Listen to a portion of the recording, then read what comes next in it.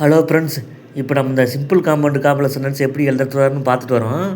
அந்த வகையில் இன்றைக்கி நம்ம என்ன பார்க்கறோம்னா, நம்ம அந்த சிம்பிள் இன்ஃபினிட்டி மாடல்னு சொல்லுவாங்க, அல்லது 2 மாடல்னு சொல்லுவாங்க ஃப்ரெண்ட்ஸு. எப்படி 2 சிம்பிள் சென்டென்ஸ் எடுத்துகிட்டு அதை வந்து காம்பவுண்டாக மாற்றுறது, காம்ப்ளெக்ஸாக மாற்றுறது, அதையே சிம்பிளாக மாற்றி எழுதுறதுன்னு சொல்லி இன்றைக்கி பார்க்கலாம் ஃப்ரெண்ட்ஸு.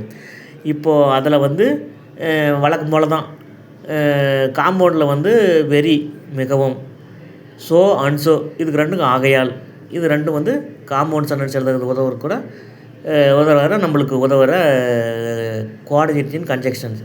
அடுத்தது பாருங்கள், காம்ப்ளெக்ஸ் எழுதி போட்டுக்கிறேன். ஸோ மிகவும், தட் அதாவது, இது வந்து காம்ப்ளெக்ஸ் சென்டென்ஸில் வரும்.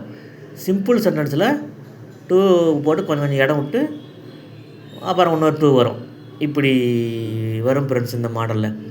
சரி, உள்ளே போகலாங்களா? கொஞ்சம் நம்ம சேனலில் கொஞ்சம் சப்ஸ்கிரைப் பண்ணிங்கன்னா பரவாயில்ல ஃப்ரெண்ட்ஸ். நிறைய பேர் பார்க்குறீங்க, ஆனால் யூடியூப்பில் அடியில் ஒருத்தர் கூட கமெண்ட்ஸ் காலத்தில் எப்படி நல்லா இருக்குதா இல்லையான்னு கமெண்ட் காலத்தில் போட்டிங்கன்னா பரவாயில்ல ஃப்ரெண்ட்ஸ். கொஞ்சம் நம்மளுக்கு ஊக்கமளிக்க மாதிரி இருக்கும். கொஞ்சம் ஏதாவது கமெண்ட்ஸ் போடுங்க ஃப்ரெண்ட்ஸ். சரி, போகலாங்களா? Ramu is very poor. Ramu மிகவும் ஏழை. He cannot buy a bicycle. அவனால் ஒரு சைக்கிள் வாங்க முடியாது. இப்படின்னு 2 சிம்பிள் சென்டென்ஸ் எடுத்துக்கிறோம். இப்போ இந்த 2 சிம்பிள் சென்டென்ஸையும் காம்பவுண்டாக மாற்றுறதுக்கு என்ன பண்ணுன்னா, ஆக்சுவலாக இது எப்படி இருக்குதுங்களா? அந்த முதல் sentence Ram is poor, he cannot buy a cycle. இப்படி 2 சென்டென்ஸ் தான் இருக்கணும். நான் எழுதிட்டேன் அது ராம் இஸ் வெரி புவர்ன்ட்டு இதுட்டு போடுங்க. இப்போது அந்த வெறி இல்லாத இருந்துச்சுன்னா நம்ம அந்த புவருக்கு முன்னாடி வெறின்னு போடுவோம். அது ஏற்கனவே எழுதிட்டதுனால ராம் இஸ் வெரி புவர். இப்போ இந்த he cannot buy a cycle அதுக்கு முன்னாடி அன்சோ போட்டுருங்க. போட்டிங்கன்னா காம்பவுண்ட் ஆயிரும். பாருங்கள், Ram is very poor and so he cannot buy a bicycle. இதுக்கு என்ன அர்த்தம்? ராமு மிகவும் ஏழையாக இருக்கிறான், ஆகையால் அவனால் ஒரு சைக்கிள் வாங்க முடியாது. இப்போ முடிஞ்சிங்களா? இப்போ எப்படி எழுதுறதுன்னு புரிஞ்சிங்களா?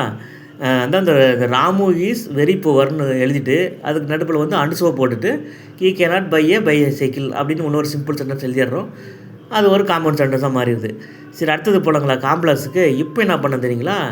இந்த காம்பவுண்ட்லேருந்து காம்ப்ளெக்ஸாக மாற்றுறதுக்கு என்ன பண்ணுன்னா, இந்த ராமு இஸ் வெரி புவர், அதில் வெறி இருக்குது பார்த்தீங்களா? அந்த வெறியை எடுத்துகிட்டு சோன்னு போட்டுக்கிறோம். அப்போ ராமு இஸ் சோ புவர்னு வருது. அப்போ அதுக்கு அடுத்தது இந்த அன்சோவை எடுத்துகிட்டு தட்டுன்னு போட்டுக்கிறோம். அப்போ ராமு இஸ் சோ புவர் தட்டுன்னு வந்துருச்சிங்களா? மீதி என்ன இருக்குது? He cannot buy a cycle அப்படின்னு வந்துருச்சிங்களா? அப்போ Ram is so poor that he cannot buy a bicycle. இது வந்து ஒரு காம்ப்ளெக்ஸ் சென்டென்ஸ் வந்துருச்சிங்களா? அப்புறம் காம்ப்ளெக்ஸ் வந்து சிம்பிள் சென்டென்ஸாக மாற்றுறதுக்கு என்ன பண்ண தெரியுங்களா? காம்ப்ளெக்ஸில் என்ன கன்ஜெக்ஷன் யூஸ் பண்ணணுமோ அதை எடுத்துடணும். இப்போ என்ன பண்ணுவோம்? ராமு இஸ் சோ புவர்னு இருக்குதுங்களா? அந்த சோவை எடுத்துகிட்டு 2 போட்டுருங்க ஃப்ரெண்ட்ஸு. Ramu is 2 poor. தட்டுன்னு காம்ப்ளெக்ஸ் சென்டென்ஸ் ஒரு கன்ஜெக்ஷன் இருக்குதுங்களா?